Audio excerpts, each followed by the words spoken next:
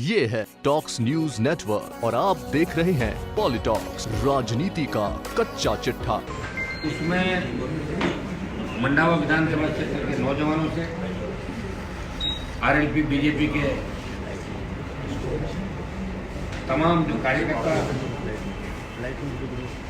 बड़ी रैली थी, उसमें वोट की अपील करने के लिए मैं आया था। भारतीय जनता पार्टी के उम्मीदवार बेन सुशीला शिमला के समर्थन में, और जब नामांकन दाखिल किया उस समय में नामांकन दाखिल कराने गया था। दो सीटों का उपचुनाव है, खीमसर के अंदर और मंडावा के अंदर, दोनों जगह। यहाँ से नरेंद्र जी, वहाँ से मैं स्वयं, हम लोकसभा के अंदर चले गए। दोनों सीटें हमारे लोकसभा में जाने के बाद खाली हुई है। खीमसर में मेरा छोटा भाई चुनाव लड़ रहा है, बीजेपी गठबंधन से समर्थित उम्मीदवार है आरएलपी का, और यहाँ बीजेपी की सुशीला शिमला आरएलपी पार्टी की पूरा सपोर्ट करेगी। और दोनों सीटें आज की तारीख के अंदर हम लोग जीत रहे हैं। कांग्रेस दोनों सीटों को आ रही है, और जो जो दिन नज़दीक आएंगे वोट हमारा बढ़ता जाएगा, हर दिन वोट बढ़ेगा। कांग्रेस सत्ता के दम पे दुरुपयोग कर रही है। जवान बच्चों को, बुजुर्गों को, किसानों को नोटिस दिए जा रहे हैं, 160 पाबंद किए जा रहे हैं। जहाँ आरएलपी बीजेपी को ज़्यादा वोट मिले पिछले चुनाव के अंदर, वहाँ बिना बात के परेशान करें। एक तरफ घूमते हुए हिस्ट्री क्षेत्र है, उनकी किसी तरह की हाजिरी थानों में नहीं। खुलेआम अशोक गहलोत जिस तरह अपने बेरोजगार बेटे को उन्होंने आरसीए का अध्यक्ष बनाया, उसी तरह से दोनों सीटों पे चुनाव जीतना चाहते हैं। मैंने अशोक गहलोत को चुनौती भी दी थी कल। मैंने कहा अगर अशोक गहलोत के अंदर दम है, इस बात की घोषणा करे। मैं तो ये घोषणा कर सकता हूँ कि मेरा भाई आ रहे तो मैं सांसद से इस्तीफा दे दूंगा, लेकिन गहलोत को भी ये कहना पड़ेगा ये सीटें आ तो वो भी मुख्यमंत्री से इस्तीफा देगा।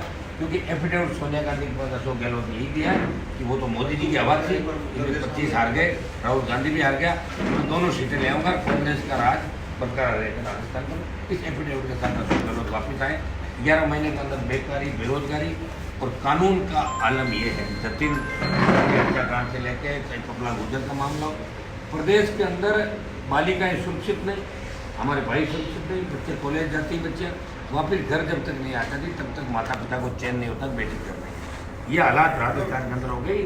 उत्तर प्रदेश, बिहार से बदतर हालात अपराध के अंदर राजस्थान की हो गई। और अशोक गहलोत के मंत्री राजस्थान को लूटने में लगे हुए। और अशोक गहलोत से भी सुपर सीएम देवाराम है, जो उसका ओएसडी है अशोक गहलोत का, वही राज को चला रहा देवाराम। कुलदीप रंका के पास कोई सामान नहीं जाना।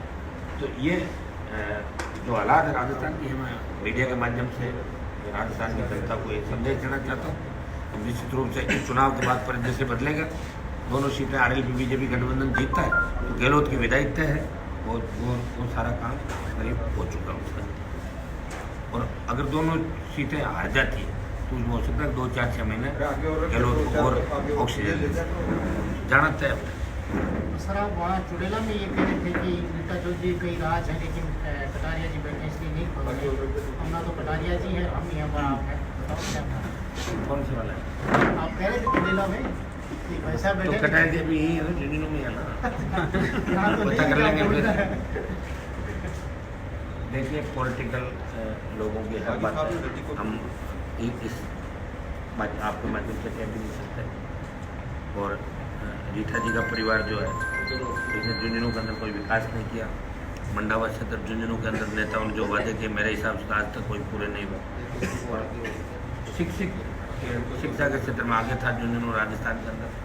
राजस्थान को एक मतलब दिशा दी झुंझुनू के जवानों ने शिक्षा के क्षेत्र में, और मेडिकल, हेल्थ और पुलिस के अंदर सबसे ज़्यादा यहाँ के बच्चे आगे आए सिक्योरिटी के लिए। और आर्मी के अंदर झुंझुनू के जवान आगे। उसके बावजूद नेताओं ने यहाँ का भला नहीं किया। उसमें रीटा चौधरी का परिवार भी शामिल है, जो लंबे टाइम तक राजस्थान की राजनीति के अंदर प्रमुख पदों पर थे।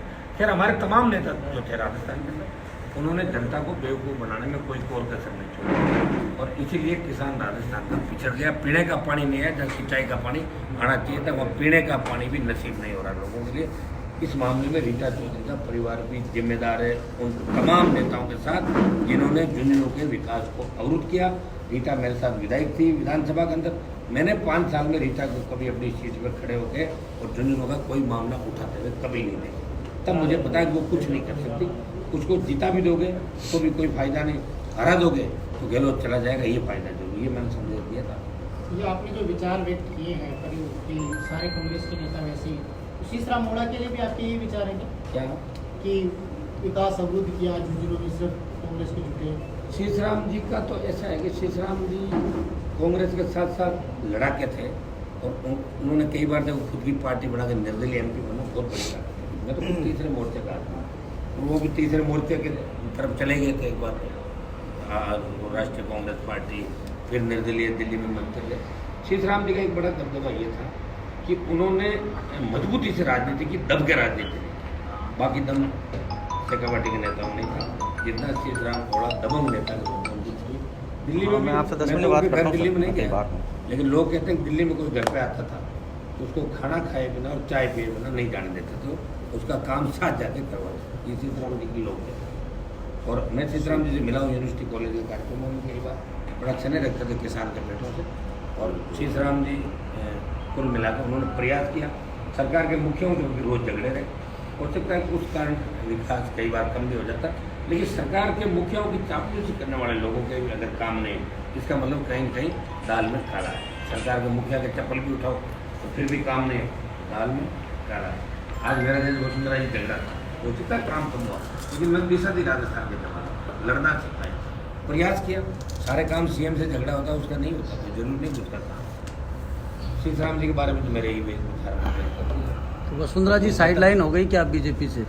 अब ये तो आप राठौड़ साहब से इनसे पूछते ना, बीजेपी के तमाम आप नेता जो आप हैं। भी तो हो राजनीति के मेन मुखिया, आज तो सिरमौर हो आप, तीसरे दल के सबसे तो बड़े। मैं तो ये कोशिश कर रहा हूँ उनको साइड लाइन करूँ, मेरी तरफ से तो पूरी ताकत लगा रखी है। मेरा बस चलेगा तो करके छोड़ दूंगा। मैं तो लगा हुआ हूँ जी जान से। इन चुनाव में देखा होगा आपने, गठबंधन के अंदर भी, पहले गठबंधन में भी आपने देखा होगा। अभी भी वो हैं, उसके बावजूद आपने बीजेपी से हाथ मिला लिया। कौन है? वसुंधरा जी तो पार्टी है में कहाँ? अभी तो है ही। ऐसे पता नहीं कितने लोग कहाँ पे हैं, उनसे कहाँ पे है, किस जगह, कौन से पद पे है, क्या है?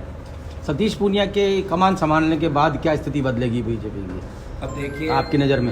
मैंने गठबंधन इसलिए किया ताकि कांग्रेस, पहले मेरी बात भी गठबंधन की, बीजेपी पार्टी से चली थी लोकसभा के अंदर, और जब 10 दिन तक वेट किया गठबंधन नहीं हुआ, तो मुझे पता लगा कि गठबंधन नहीं, कोई होने नहीं देना चाह रहा, जो भी था सही था। तब उन्होंने कहा साहब मुश्किल है, तो CP जोशी जी ने बात चलाई कांग्रेस पार्टी के अंदर, 5 सीट की बात हुई, 3 पे सहमति बन गई। और ये बात बैठ के अशोक गहलोत CP जोशी बैठ करते हो गई, पाली, नागौर, बीकानेर, गंगानगर में 1 सीट आप ले लो, RLP और 25 जगह कांग्रेस का सपोर्ट करना। जब ये दिल्ली गए, दिल्ली जब इनकी बैठक थी, उस बैठक में गहलोत ने कहा कि 2 सीट आप ले लो, पाली और हम बीकानेर, गंगानगर में 1 और 1 अजमेर, आप चाहो तो हम फिर तीसरी कर सकते, नागौर आपको छोड़नी पड़ेगी, ये हमारे पे दबाव है और आप मिनिस्टर बन जाओ सर। तो मैंने कहा गहलोत साहब अपने नागौर से ही लड़ाई की शुरुआत, नागौर से ही हम हमारे जो पॉलिटिकल शुरुआत नागौर की तरफ से हुई, नागौर की सीट तो हम लेंगे ही लेंगे, उसके बिना तो कोई दोबारा बात आपको केंद्रीय मंत्री की बात हुई सर, हमने नकार दिया उस बात को। अगर वो आपकी फिर- बात मान लेते तो क्या आप सहमत हो जाते अशोक गहलोत की उस बात पे कौन सी बात है? कि वो जो समझौता हो रहा था हाँ, तो उसमें उस 3 सीटों सहमत पे? किया, समझौता कर ही रहा था मैं, हो क्या जाता, तो सहमत ही था मैं। फिर आप अशोक गहलोत को एक तरफ टारगेट बनाते हो तो मैं अशोक गहलोत की तरफ थोड़े हो रहा था यार, मैं तो मेरी खुद की पार्टी थी ना RLP, सहमत किया, मैं कोई उसमें विलय थोड़े कर रहा था। मैं तो 3-4 जो मेरे कैंडिडेट थे वो जीत के आ जाते हैं, कांग्रेस वाला हार जाते राजस्थान के अंदर। हाँ, मैं तो मेरे हिसाब से सही था भाई। मुझे देखो किसी न किसी के साथ, या तो मैं अकेला लड़ता RLP 25 सीट पर, ऐसी स्थिति हमारी थी नहीं, क्योंकि जो 57 सीटें लड़ाई थी, बहुत बड़ा चुनाव लड़ते, पार्टी बनाना में अशोक की बहुत जोर आता है, पार्टी बना के उसको चलाने के अंदर बहुत बड़ी तकलीफ होती है।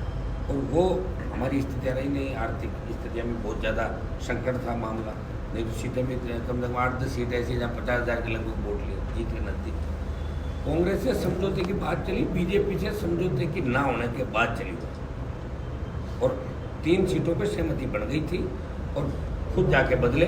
फिर मैंने बीजेपी के नेताओं से बात करी और उन्होंने कहा साहब अपन कल सुबह बात कर लेते हैं। बाड़मेर नागौर की बात थी, फिर इन्होंने कहा बाड़मेर चिन्ह आप हमारा रख लो, कैंडिडेट आप। सर राजनीति में इथिक्स की कितना वो है, इथिक्स का कितना महत्व है? किसका? इथिक्स का, नैतिकता का कितना महत्व? नैतिकताओं का कितना महत्व नैतिकता है? तो मैं तो इसलिए तो बिना मंत्री के बैठे हैं। नैतिकता हमारे अंदर तो है, दूसरों के अंदर नहीं, उसका इलाज नहीं है हमारे पास। और देखिए प्रमोशन हर कोई चाहता है, ऐसा नहीं दुनिया में कोई ऐसा व्यक्ति नहीं जो बात करता है ना। आप भी चाहते हो मैं बड़ा बनूँ, हर आदमी चाहता है कि मैं ये बनूँ, वो बनूँ, दिल्ली जयपुर का हेड बनूँ, लेकिन एक व्यक्ति अगर शुरुआत करता है, आप तो ये बताओ कि राजस्थान में तीसरे मोर्चे की जब मैंने बात करी थी तो मेरा कितने लोगों ने साथ दिया, और मेरे साथ जो नेता थे तमाम छोड़ के भाग गए, मुझे अकेला लड़ तो रहा था मैं, और फिर लड़ते लड़ते अपनी पार्टी बनाई, उस पार्टी को मान्यता दिलाई, पार्लियामेंट का चुनाव लड़ा, और जाट राजपूतों की जो गहरी खाई राजस्थान के अंदर बच्चों में थी उसको 1 मिनट के अंदर पाट दिया, दोनों वोट ट्रांसफर हुए राजस्थान में। ये बहुत बड़ी बात है। और 3 बार MLA रहा, MP रहा, कोई टारगेट ऐसे नहीं कर सकता।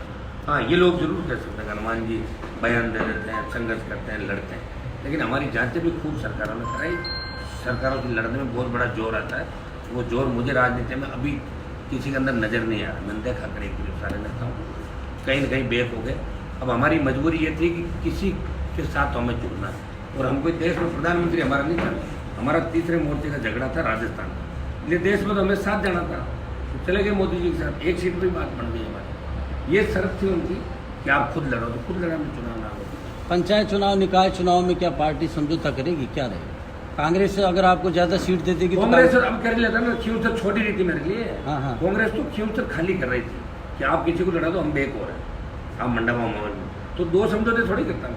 तब आप मेरे से नैतिकता की बात है कि दिल्ली में तो आपका मोदी जी के साथ है और यहाँ गहलोत के साथ, तब नैतिकता नहीं है।